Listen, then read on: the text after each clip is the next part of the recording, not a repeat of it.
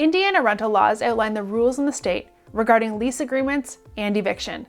We'll overview the laws for standard lease agreements, month-to-month lease agreements, and evictions. Standard lease agreement. A standard lease outlines the terms between a landlord and tenant for the renting of property. A standard lease is commonly a one-year fixed period and is the most widely used rental contract.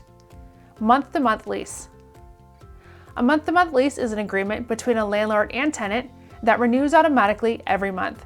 The agreement terminates upon notice by either party. In Indiana, the notice must be provided by the landlord or tenant a minimum of 30 days prior to termination as required by law. Required disclosures. In Indiana, the landlord is required to provide the following disclosure as part of the lease agreement. Identification. The landlord must provide tenants with the name and address of a person authorized to manage the property, whether it be a management company or the owner themselves. Landlord access. In Indiana, the landlord must give tenants reasonable notice before entering the property for repairs or any other non-emergency reasons. Security deposit laws. In Indiana, there is no cap to what the landlord may request for security. After terminating the lease, the money must be returned within 45 days. Eviction laws.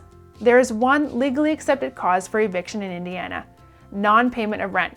If the tenant is late on rent, the landlord can issue a 10-day notice to pay or quit.